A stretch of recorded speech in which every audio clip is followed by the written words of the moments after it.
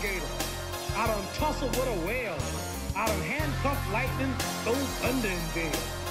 That's bad. Only last week, I murdered a rock. Angela Stone. Salut à tous, alors aujourd'hui on reçoit Bastien. T'es arrivé quand? T'es arrivé mardi dernier. Je suis arrivé le 10, ouais. Ouais, ça va faire quoi, une semaine et demie que t'es là maintenant? Ouais, une dizaine de jours, ouais. Alors dis-nous, c'est quoi ton ressenti de New York? New York. Pour l'instant, ça me plaît, franchement. Ouais. J'aime bien la dynamique de la ville.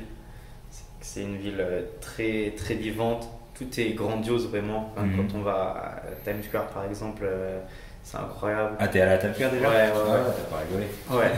Et non, c'est vraiment grandiose. Et enfin, en fait, tout ce qu'on voit à la télé à chaque fois de New York, tout ça, on va ici et c'est pas que à la télé en fait. On voit que c'est vraiment le rythme de vie new-yorkais, c'est vraiment spécial, mais moi ça me plaît à mort vraiment.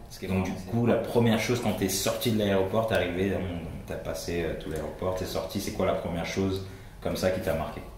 Ce qui m'a marqué tout de suite, c'était vraiment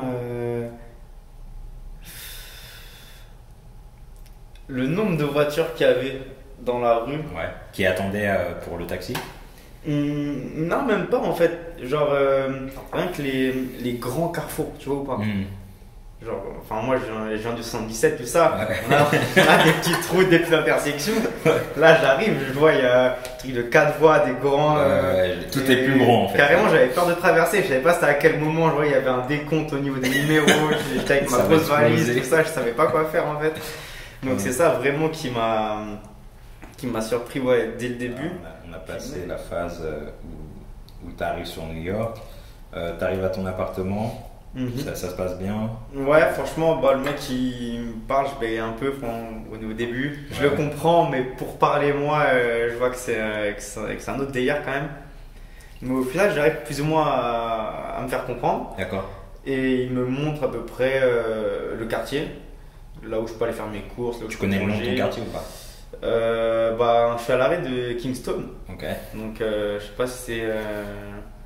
Donc si Kingston, en fait, je t'explique, toi Ouais. t'es à Crown Heights. Crown Heights, Crown Heights, ouais, ok. le quartier jamaïcain, tout ça. Juif aussi. Ouais, il y a les juifs et les jamaïcains, t'es à la frontière en fait, toi. Ouais, ok. C'est entre les deux. C'est genre ce qu'on dit, enfin je dis jamaïcain, mais c'est plus caribéen. Donc il y a beaucoup de gens d'Haïti, Jamaïque et Trinidad. Ok. Alors, on va parler boxe. Par rapport à l'endroit d'où tu viens, Ouais.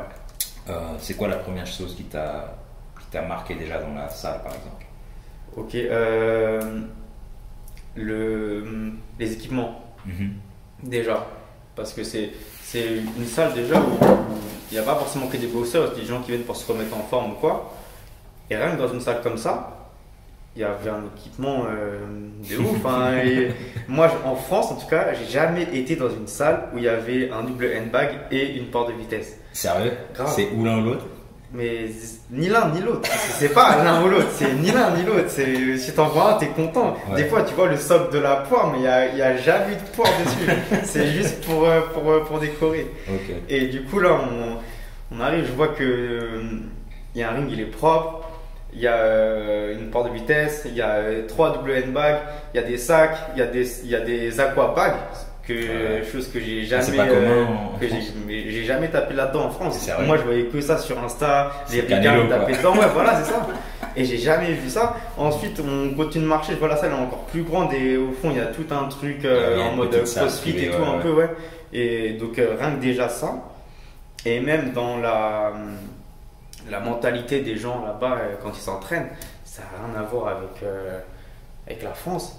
C'est-à-dire, ce qui est bien, c'est qu'ici, tout le monde est bonne ambiance, mais même dans la rue, par exemple.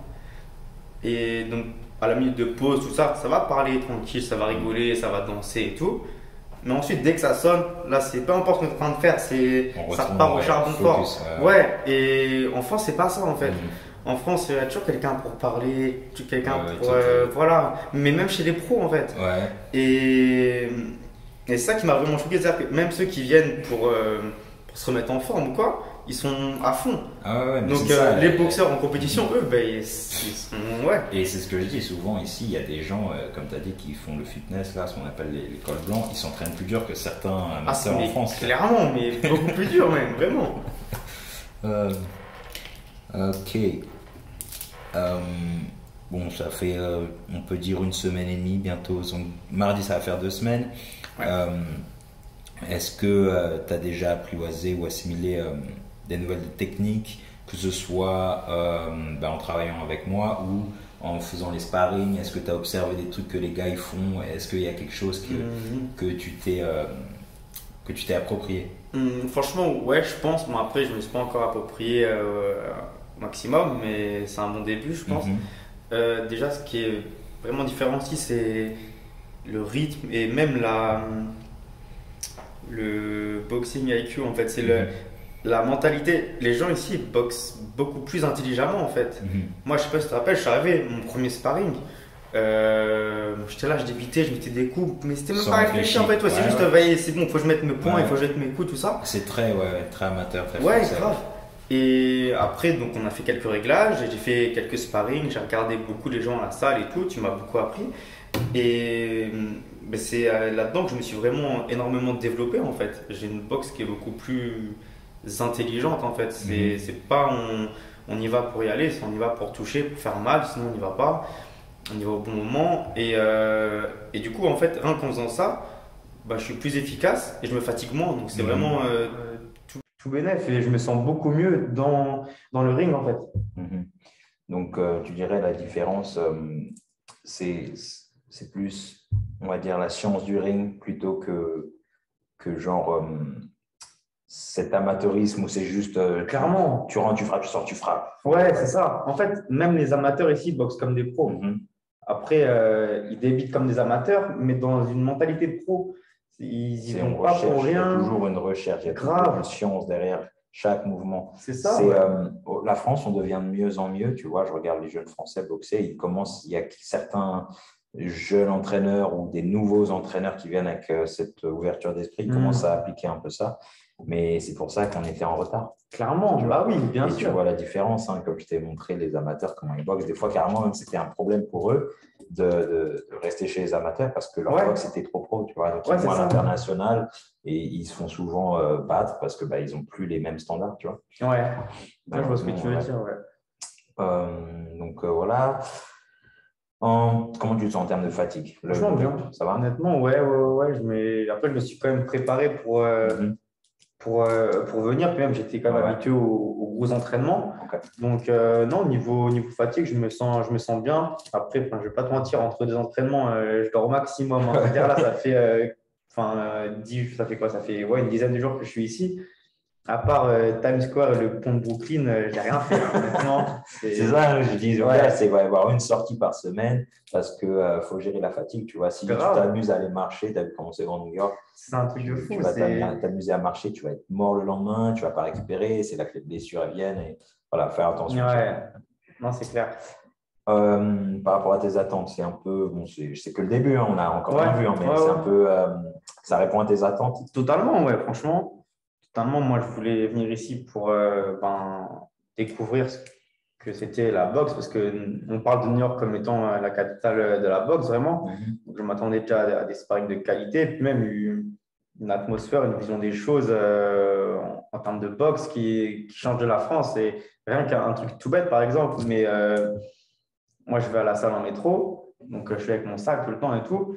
Et je sais pas, peut-être tous les 2 jours, il y a quelqu'un qui m'arrête, qui me demande ouais, t'es boxeur, tu fais quoi? Et les gens ils sont vraiment intéressés et on voit qu'ils ont du respect et de la reconnaissance envers les boxeurs. C'est un truc de ouf. Ouais, allez, et en plus, moi, j'ai pas de gants ou quoi qui dépassent de mon sac. C'est juste pas savoir que je sais pas, ils me disent ouais, c'est boxeur, ça. Et je trouve ça vraiment intéressant, la vision qu'ont les gens de la boxe ici, en fait. C'est vraiment unique à New York aussi parce qu'ils savent, c'est dans l'histoire, tu vois. Ouais, c'est ça. C'est comme ça qu'ils ont toujours vu le truc, tu vois. Ouais, c'est pour ça qu'on dit que c'est la capitale de la boxe. Ok, on va finir sur ça. Qu'est-ce que tu espères à la fin du stage, toi? C'est quoi tes attentes? Moi, bah, déjà, je suis venu en stage 6 semaines. 6 semaines, c'est pas par hasard, on va dire. En fait, moi, mon objectif ensuite, c'est de revenir m'installer ici pour passer pro, tu vois. Et bien sûr, enfin, je peux pas, déjà, au niveau des visas et tout, c'est compliqué de venir habiter ici. Mais je voulais, avant de faire ça, voir la vie à New York, comment c'était. Et je me suis dit, je vais pas y aller sur un format vacances de 2 semaines. Parce que tu sais, 2 semaines, tu as toujours l'euphorie du début. Oh, c'est ça, bien, mais il faut que tu aies le temps de redescendre, de te poser un peu, de prendre un peu de recul, d'être loin de tes proches, tout ça, même que ça parle tout le temps étranger à côté de toi. Il faut que il y a plein de choses auxquelles il faut penser et s'habituer. Donc, moi, je suis venu 6 semaines pour ça. Et à la fin des 6 semaines, si je vois que dans ces attentes-là, moi, je me sens bien, en tout cas, je me sens bien, ce serait de revenir ici, essayer de me créer un maximum d'opportunités ici, de vraiment tout arracher le plus possible dans les salles, se donner à fond à chaque entraînement. Et s'il y a des opportunités pour que je puisse revenir et passer pro, et c'est clairement ce que je vise. C'est clairement, c'est un bon objectif. Nous, c'est un peu aussi pour ça qu'on fait ça, tu vois. Ce que j'explique aux fighters, c'est que c'est pas aussi simple que ça en a l'air. C'est pas impossible, mais c'est faisable, tu vois. Bien sûr. Faut comprendre le rythme de la ville. C'est pour ça que tu as bien fait rester 6 semaines. Je pense que c'est une bonne idée si ce que tu veux faire. Faut comprendre le rythme de la ville. Il faut comprendre aussi les politiques dans les gyms. Tu vois, là, on a fait quoi? On a fait que 2 gyms. On a fait visiter Gleason. La semaine prochaine, on va commencer à aller à Gym X. Tu vas voir un peu les différentes vibes, tu vas comprendre un peu les bifs entre les gyms et tout. Ah ouais, ces gars-là, ils n'aiment pas ces gars-là, tout ça. Et malgré ça, ils vont toujours venir et se parer, tu vois. Oui, mais il y a une petite concurrence. Voilà. Mais les mecs, ils ne savent pas, tu vois. Et voilà, tu vois, c'est des choses, il faut comprendre qu'on est dans un business. Et il y a aussi beaucoup de gars qui défendent leur intérêt. Tu vois, les entraîneurs, ils ne peuvent pas entraîner tout le monde. Il y a beaucoup de Français, ils viennent ici, ils espèrent faire « Oh, je veux venir ici, faire le tour des salles et tout ira bien. » Mais ce n'est pas aussi simple, tu vois. Si tu n'as pas de contact ici, les gars, tu vois, c'est difficile. Déjà, sans contact ici, de ce que j'ai vu, en tout cas, tu ne peux pas vraiment rentrer dans la salle, tourner, tout ça.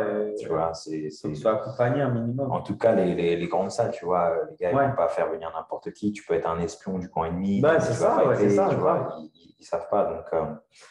Donc voilà, écoute, on va continuer notre boulot. On va te faire ce qu'on peut pour t'améliorer et te rapprocher de ton but. Et puis voilà, on fera une partie 2 à fin de semaine 4. Voir où on est, voir si on a à se parler. On a des bons sur la liste, espérons que ça se fasse. Grave. Injured a stone, hospitalize a brick. I'm so mean I make medicine sick. Man, dude.